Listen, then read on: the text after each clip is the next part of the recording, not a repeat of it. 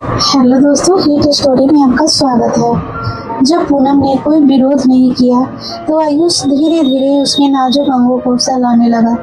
पूनम को खुद पर आश्चर्य हो रहा था कि वह उसे यह सब करने दे रही थी। शायद उस पल में वह सिर्फ इंसानी भावनाओं के वश में थी।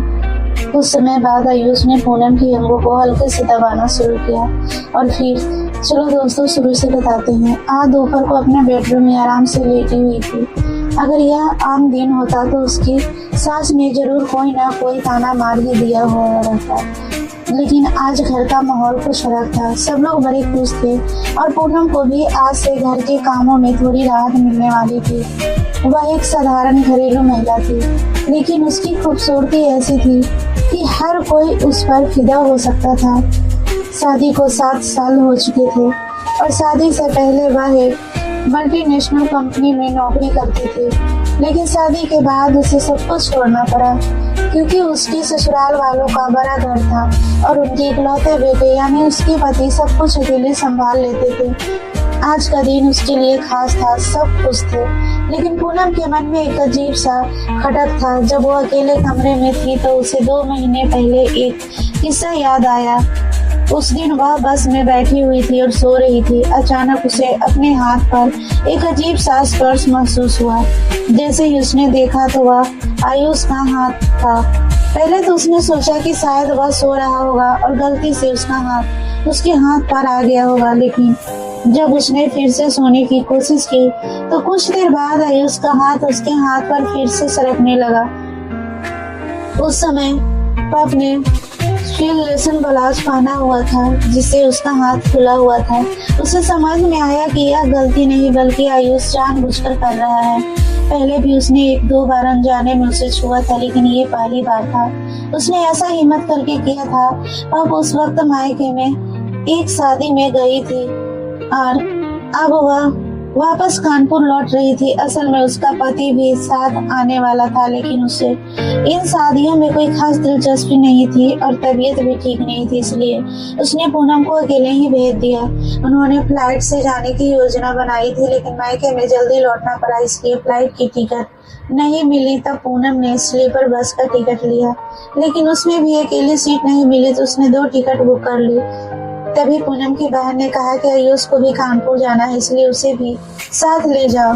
इस तरह पूनम की बहन ने आयुष को उसके साथ भेज दिया। आयुष उसकी बहन का भांजा था और पहले भी कई बार उससे मिल चुका था।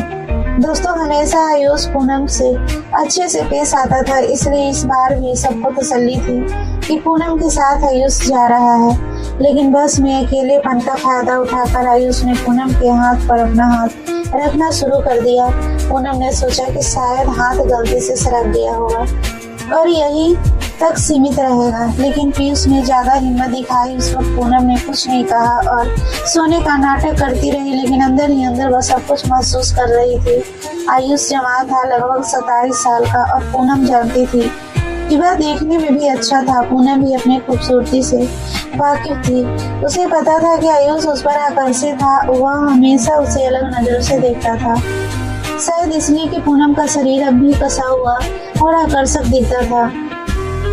हालांकि पूनम अब मिडिल उम्र की हो चुकी थी, लेकिन उसकी फिटनेस और फिगर का असर अभी लोगों पर पड़ता था। वह 4 लोगों के बीच खड़ी होती तो उसकी खूबसूरती का सब पर गहरा असर होता और यह चीज पूनम के अंदर एक अजीब सा गर्व का एहसास करती थी। जब भी कोई उसकी सुंदरता की तारीफ करता था, उसकी ओर आकर्षित होता था, तो पूनम के अंदर खुशी की लहर दौड़ जाती थी।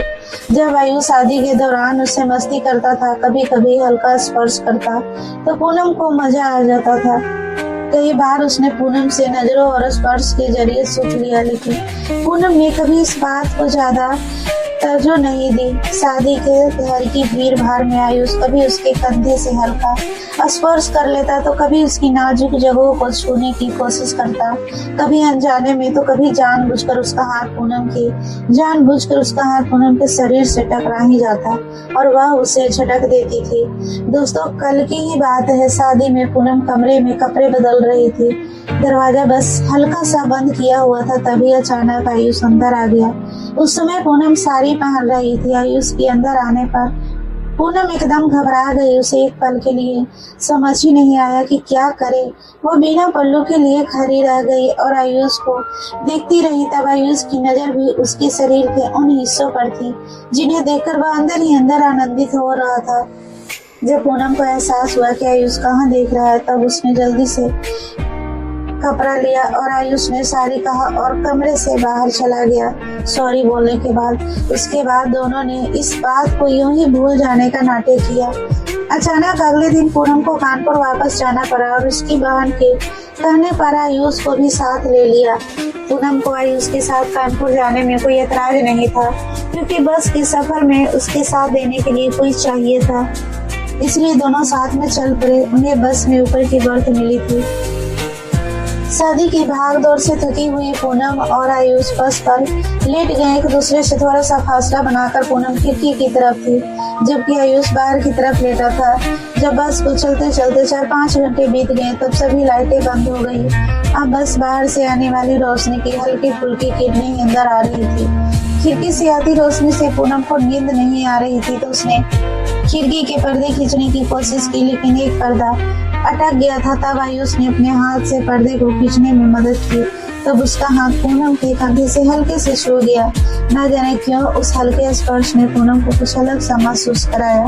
आयुष ने आखिरकार पर्दा बंद कर दिया और पूनम के अंदर ठंड भी ज्यादा थी। पूनम ने आयुष से अपनी बैग से ओढ़नी निकालने को कहा। तब आयुष ने कहा, ओढ़नी क्यों, बस में उड़ने के लिए कंबल है ना। इस पर पूनम बोली, नहीं, मुझे बस वाले के कंबल से अजीब सा लगता है।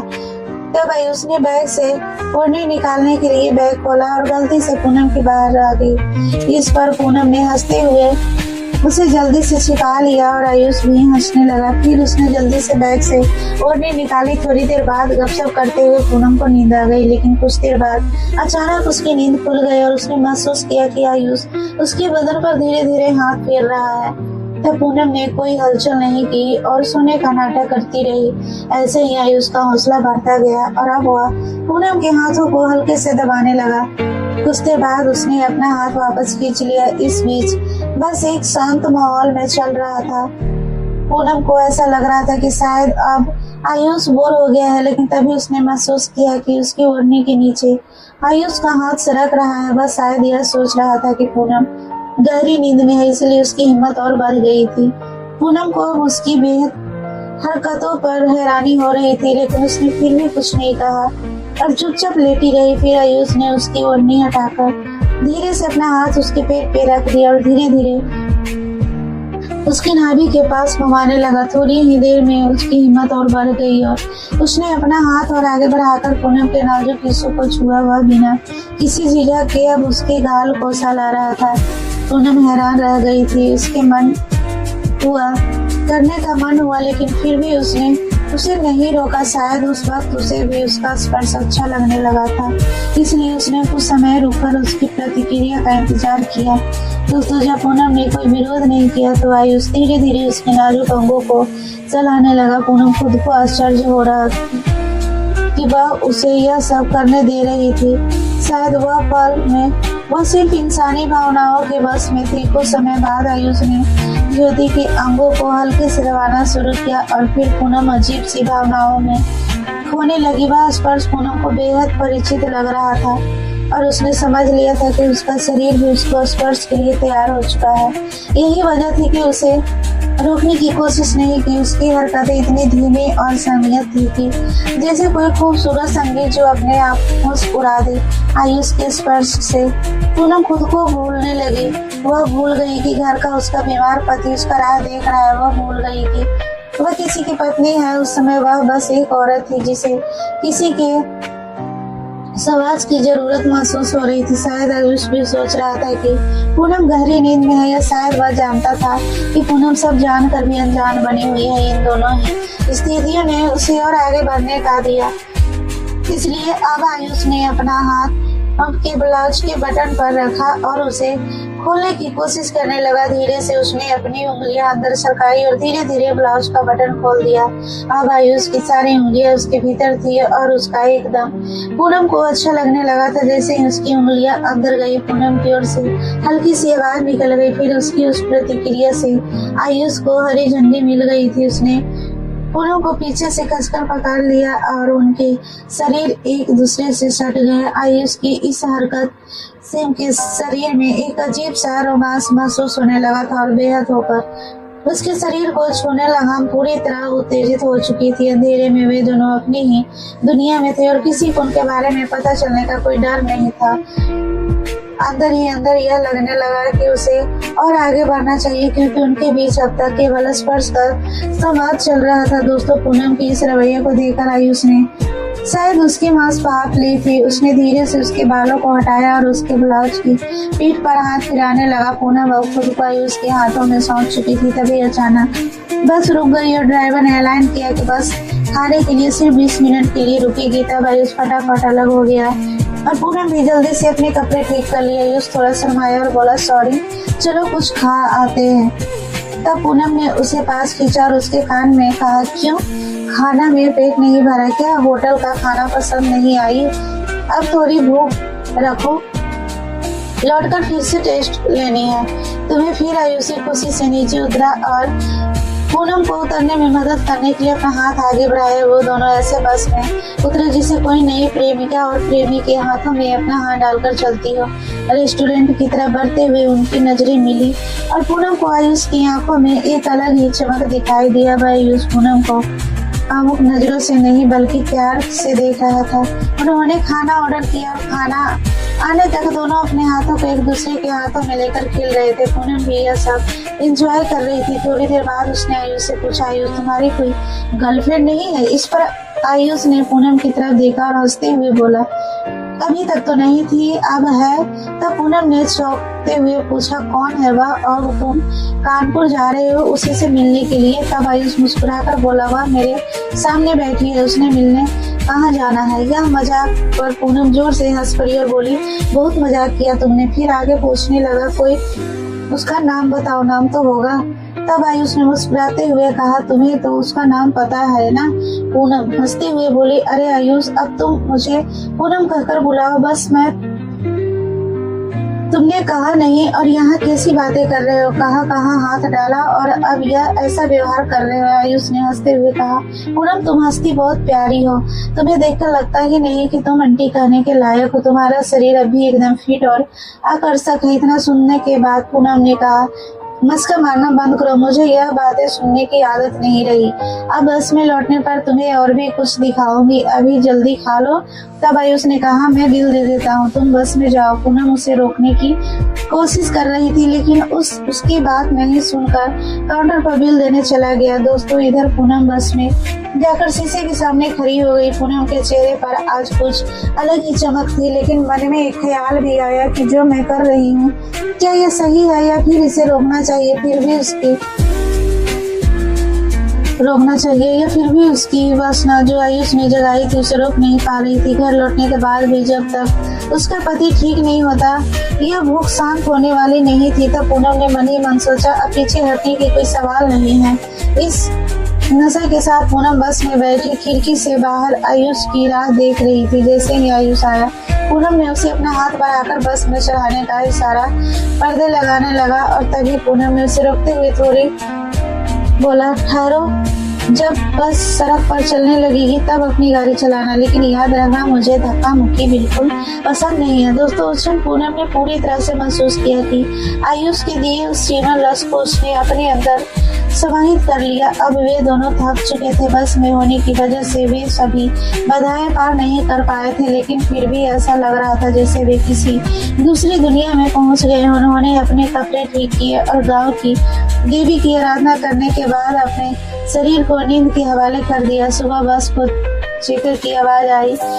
जब उनकी आंख खुली, वह कह रहा था, अपना सामान देख लीजिए, आधे घंटे में कानपुर का पहला स्टॉप आने वाला है। तब आयुष ने मेरी तरफ देखा और मुझे पहले स्टॉप पर ही उतरना पड़ेगा। इस पर मैंने कहा, घर चलो, फ्रेश होकर जाना, मैं हमारे ड्राइवर को बोल दूंगी तुम्हें जाना जहाँ जाना है वो छोड़ देगा। तभी आयुष बोला, नहीं, मेरे दोस्त का रूम पास में ही है और मुझे वहीं से कंपनी में इंटरव्यू देने जाना है। फिर आयुष ने पूनम का हाथ पकड़ा और कहा, थैंक यू, तुम्हारे साथ सफर बहुत अच्छा गुजरा। इतना कहकर वह फिर से पूनम को गले लगा लिया और उसे चूमने लगा। फिर थोड़ी सी बाधाओं को पार करके पूनम ने फिर से उसके जीवन रस को अपने अंदर समाहित कर लिया। उसके बाद जब आयुष का स्टॉप आया तब वह बस से उतर गया। बस से उतरते समय पूनम ने उसे उसके इंटरव्यू के लिए बेस्ट ऑफ लक कहा। जैसा ही आयुष बस से उतरा, पूनम खिड़की से उसे जाते हुए देखने लगी। उसका चेहरा आत्मविश्वास से भरा हुआ था और एक हल्की मुस्कान उसके होठों पर खेल रही थी। तब पूनम के मन ही मन हल्की सी बेचैनी, लेकिन उस पल की जीने की संतुष्टि ने उसे सोची दी। उन दोनों के बीच को जो कुछ हुआ वह किसी भी रिश्ते की नई शुरुआत थी या फिर शायद सिर्फ उस पल का अनुभव। लेकिन एक बात तय थी, वह पल हमेशा पूनम और आयुष के दिल और जहान में रहेगा। फिर बस आगे बढ़ने लगी और पूनम अपने ख्यालों में खो गई। आयुष के साथ बिताए हुए वह लम्हे अब उसके यादों का हिस्सा बन चुके थे। उसके स्पर्श, उसकी आंखों की गहराई और उसका अंदाज, सबको जैसे अभी भी उसके साथ था। पूनम समझ चुकी थी कि यह जो हुआ वो एक सफर का हिस्सा था, एक ऐसा सफर जिसने उसे अपनी इच्छाओं से मिलवाया। उन ख्वाहिशों ने उन्हें उसने कभी महसूस नहीं किया था। थोड़ी देर बाद पूनम अपने डेस्टिनेशन पर पहुंची गई। घर पहुंचते ही पूनम के मन में विचारों का सैलाब उमड़ने लगा। क्या यह सब सही था? क्या मैंने खुद को अपनी सीमाओं से परेड कर दिया? लेकिन फिर भी उसने खुद से एक सवाल किया, क्या मुझे इसका पछतावा है? तब उसके पास जवाब नहीं था। मैंने वह किया जो मेरे दिल ने मुझे करने को कहा और उस अनुभव को मुझे एक नई पहचान दी थी। उसने सोचा कि आयुष का वह आत्मविश्वास चेहरा पूनम के मन में हमेशा के लिए बसा रहा। उसकी हंसी, उसकी बातें भरी रात उसके लिए कभी ना खत्म होने वाली याद बन गई। यह सफर उन दोनों के लिए शायद सिर्फ एक मोड़ था, लेकिन पूनम के लिए यह मोड़ उसके जीवन की नई राहों को खोलने वाला था। तो दोस्तों, जिंदगी हमेशा ऐसे मोड़ देती है जहां हम खुद को फिर से पहचानते हैं। शायद आयुष के साथ वह सफर पूनम के लिए खुद को समझने का एक जरिया था, अपनी इच्छाओं और सीमाओं को जानने का। और अब यह सफर खत्म हो चुका था, लेकिन इनकी छाप हमेशा पूनम के साथ रहेगी। इन सब के बाद पूनम ने एक गहरी सांस ली और उस सफर की मधुर यादों को अपने दिल में संजोते हुए अपने जीवन की नई राह पर आगे बढ़ने के लिए तैयार हो गई। निर्देश, हर सफर जरूरी नहीं है किसी मंजिल पर जाकर खत्म हो। कुछ सफर हमें सिर्फ खुद से मिलवाने के लिए होते हैं और यही उस अनुभव को खूबसूरती थी जिसने आयुष और पूनम को खुद से रूबरू कराया और इसी को यादगार सफर कहते हैं। तो दोस्तों, कहानी अच्छी लगी हो तो कहानी को लाइक करें और कमेंट में जरूर बताएं कि कहानी आपको कैसा लगा। अगर आप इस चैनल पर नए आए होंगे तो चैनल को सब्सक्राइब करना ना भूलें। मिलते हैं फिर नई कहानी के साथ। तब तक के लिए आप स्वस्थ रहिए, सुरक्षित रहिए। धन्यवाद।